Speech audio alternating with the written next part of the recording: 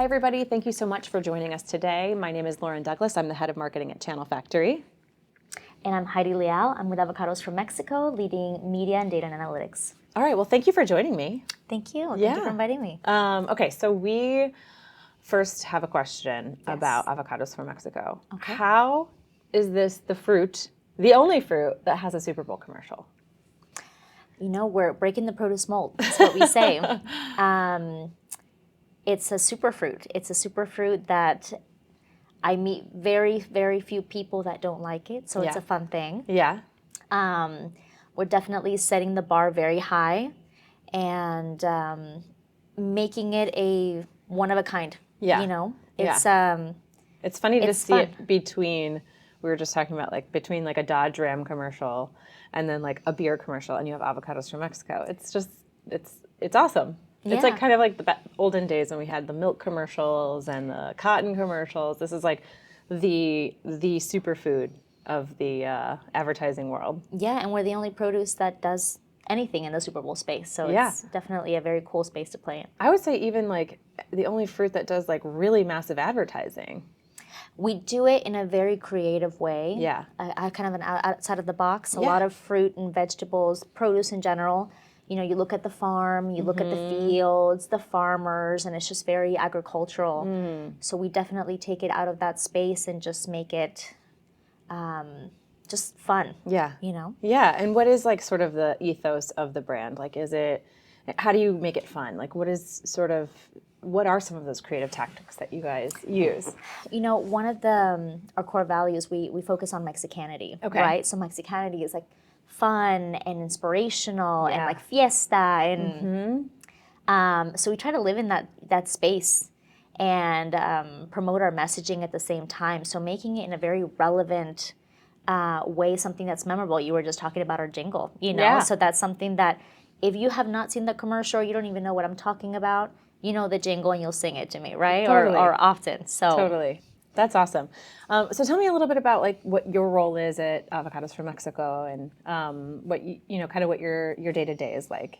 Yeah, so I work in the media team. Okay. So that means that I'm in charge of the buy for our Super Bowl spot. Nice. Right? Not the only thing, but one of the big things that we're working on right now. So we really strategize on the media buys, online and offline for all of our campaigns. You know, Super Bowl is a big one that people know, but we focus on health and wellness messaging, education, even just our brand. Being a brand called Avocados from Mexico, we're continuously defending that we're not just a place of origin, but we're also a brand. Yeah. So that's something that we're really focusing on, and there's just a lot of opportunity for us to share messaging with our consumers and everything from what I just shared to even uses, right? Like how do you use this on a day-to-day from sweet to savory in education? How do you pick an avocado? How do you cut an avocado? How do you preserve it? So a lot of great messaging that we focus on and just strategizing on the digital platforms and on the offline platforms, as well as our data and analytics, which is a big piece. Cool. And I mean, this just might be a stupid question, but is part of what you want consumers to do is just buy more avocados, or is it to specifically go to the grocery store and buy more avocados from Mexico? The very biased question, the very biased answer, I would say we are focusing on Mexican avocados. Okay. We do play nicely in the playpen with all of our avocado friends. Yeah. I would say something that's great about us is that we are available all year round. Okay. So unlike California, they're around during the summer times. So we're in the same sales floor at that particular moment in time of the year. But right now, October, November, December, avocados from Mexico are 100% in the market. So. All right, so I have to ask you about, obviously there's times where avocados are really expensive and they are more rare and then they go down in price. So does the price fluctuation or the availability of the supply of avocados impact you as a marketer and how you buy media? When it comes to the media, not necessarily. Okay. I guess we are often looking at the market, right? Yeah. We don't actually sell avocados. Okay. And we don't actually have a say in the pricing. Okay. But we are always listening. So when there is something stirring the market, we're very mindful of our messaging. If we do have something running and we have a fire that we have to put out, we'll evaluate and see what do we need to do. Should we keep running this particular spot?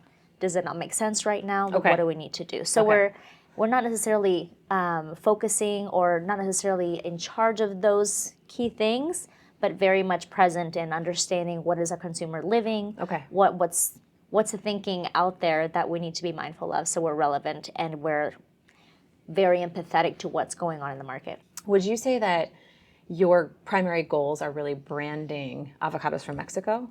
I would say brand and performance, which we call it brandformance. Okay. We're actually focusing on that a lot. Our fiscal year just started in July, so we're actually testing all of our assets for brandformance. Okay. Seeing how they're actually performing in the brand space, recognition to our brand, and how they're actually performing on different platforms that we're testing. Understood. So both of it is very important to us. I think in this particular moment, economy is a very big hot topic. So we're also focusing highly on our brand.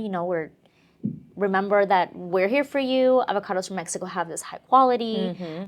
So also just staying very relevant and very present to our consumers. Okay. You mentioned data and analytics. Yes. So I'm dying to know, like, do you get to see, or what are some of the analytics that you're using on a day-to-day basis? And then are you actually seeing, like, spikes in consumption of avocados throughout the year at certain periods? Yes. So my day-to-day, I would say my data and analytics really focusing on how our campaigns are running. So everything from a landing page, consumer visits, sweepstakes entries, to what KPI did we set on our media assets for that particular campaign, for the messaging that we're implementing or trying to share, and how that performed with the media dollars that we put in it. So we do compare our last fiscal year to this fiscal year and compare how that is successful to us. And your last question was? I was just wondering, can you see actual trends of consumers when avocados are flying off the shelf, when they're not, what are the spikes?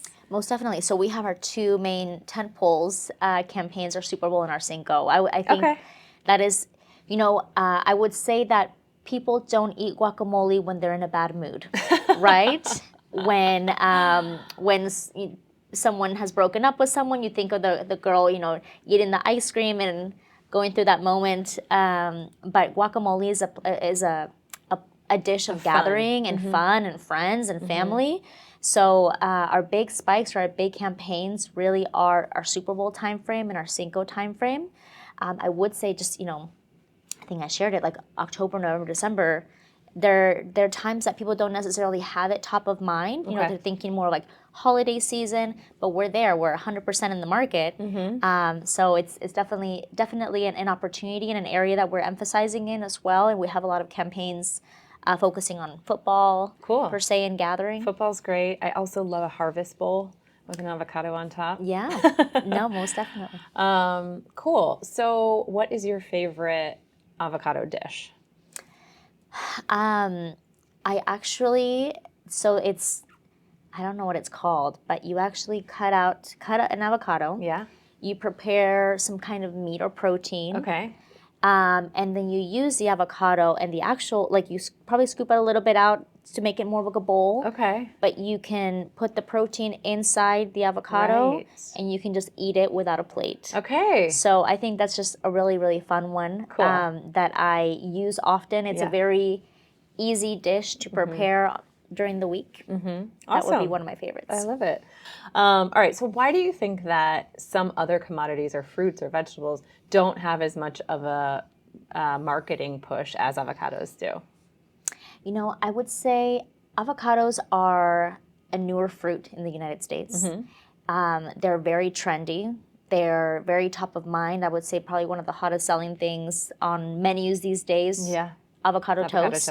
But there's still a lot of opportunity for us to really educate our consumers. I was, sharing the uses and how to cut, how to a lot of different things. We're a commodity board, right? So we're paving the trail for all of our other friends in produce.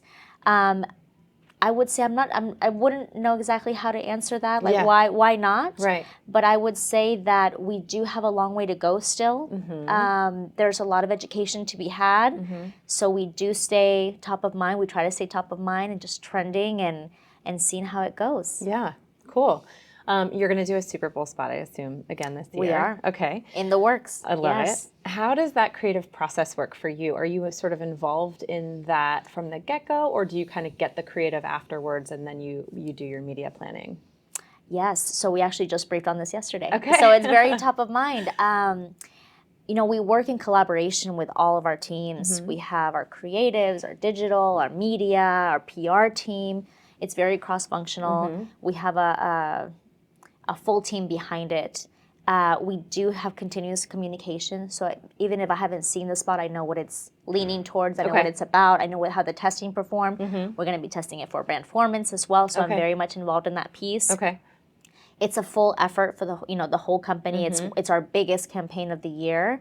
So it's a big win for us every year. It's a big celebration overall. And everyone in some way has their hand, at least a finger in the playpen or a hand in the playpen. Yeah, that makes sense. And then how do you think about you're developing the spot, you're thinking about the media, you're 2 weeks out from the Super Bowl. What, are you starting to sort of build some anticipation around it? How do you think about sort of the before, during, and after? That's a great question. We anticipate it all. Okay. We have plan A, plan B, and plan C. We expect the best. We hope for the best. Yes. We're continuously pivoting. I mean, we have all of our agencies during that time leading up to it on call. This is our biggest campaign. This is where our main media dollars go, full force. So there's a lot of pressure on making it great every single time. And if we won last year, we have to, I don't say we have to, but we look to win even bigger the following year. I love it. There's a lot of cooks in the kitchen for sure. Everyone has a very important role, and we don't rest until midnight, really, until that game is over and we're like, okay, we did good. And even then, we still continually monitor all of our campaigns until the following day. And do you, from a consumer perspective, do you do a sneak peek before? Do you hold it until the actual day of? How do you guys think about sort of the build up to it? We do have a sneak peek for our consumers and our fans. I would say, fans, because often people ask, well, tell me about the Super Bowl commercial. What's coming up? So very exciting things coming up for this Super Bowl 2023. And anybody famous? I cannot say security reasons. Okay. But stay tuned. I will. It's going to be a fun one. I can't wait. That's awesome. Yes, thank you. Very cool. I guess just, if you don't mind, I'm going to pivot a little bit to some leadership questions. Sure. So I would love to get a sense from you. You're obviously a female leader, sort of how you think about building your team. How do you think about giving people opportunities to grow? What are some of your leadership principles that you've developed throughout the years? Yes, I think it's important to walk the walk, right? To lead by example, to be empathetic, to be familiar with your audience. I think every person works differently. Yeah. Every person communicates differently. So it's understanding your team, what their needs are, and kind of working with that. I think when you have a better understanding of what you have, you're able to mold your team and really push them, but also understand where they're coming from so you know how to go about doing that. Cool. And when you say walk the walk, do you mean sort of model the behaviors you want to see out of your team? Yes. I had a great boss that, if I needed him, we were in experiential at this moment, and we were on site and had to get things done. And I'm like, I need help sweeping the floor. He's like, let me sweep the floor. Yep. So he definitely led by example. Nothing was too big to do. Totally. It's if I've done it in the past, I can still do it. Yeah. And being willing to do that. I think you serve your team as well, and I think it's important for them to remember that you're there for them. Yeah. In the thick and thin. I say we're in the trenches together. So great leaders are really tested when things are not going right. Totally. So I think that's important to remember. Yeah, absolutely. How are you going to represent yourself and your team, and what are you going to show for it? Sure. How have you felt about sort of people coming back into the office or not coming back in, sort of this new model that we're creating? Like, how are you dealing with that with your team? So we're currently at the office 4 days a week. Oh, good. That's great. We're almost full time. Okay. Wow. Yeah, I think I do miss some of that flexibility, most definitely. Yeah. It's really motivating the teams. It's like, oh, we're here, Right. or whatever the attitude may be that Yeah. particular day. But it's continuously motivating, checking in. I think in the last couple of years, a lot of people were reflecting back on what's important to them, Yeah. right? So I think understanding that, and as personal as someone wants to get with you, also have a bit of an understanding of what people are going through, right? Yeah, We spend so much absolutely. time with our work team or work family, however you want to name that, right? And sometimes we spend more time in the office space than we do at home. So I Totally. think it's important to not just say, hey, we're here to work, but also have some of that human aspect. Like, Absolutely. remember to be human. Yeah. I think absolutely. where that everyone has their universe outside of work. So I think it's important to remember that as well. Absolutely. Makes total sense. Do you have any hobbies outside of work? Yes, I love to rollerblade. No way. I do. Cool. That's awesome. I love just got to roller rollerblade. skates. Yeah. I think that they're a little too dangerous for me. So maybe the roller blade is like I a think it's easier for sure. Yeah, cool. Well, I always see people sort of doing it along the road, and it looks really fun. Yeah, I mean, I don't do tricks per se. Right. I go into just the intense workout, Cool. but I love it. I've That's been doing awesome. it since that's how I used to get to my friends' houses when I was in elementary school. Really? It's like, hey, I'll roll up and just have my tennis shoes over my shoulder, and I would just do my little swoosh swoosh. That's awesome. So it's something that I really enjoy. Cool. You'll have to bring your rollerblades to New York next time. Next time, if I can pack them in my carry-on. Well, thank you so much for joining Thank you. me. Thank you for your time today.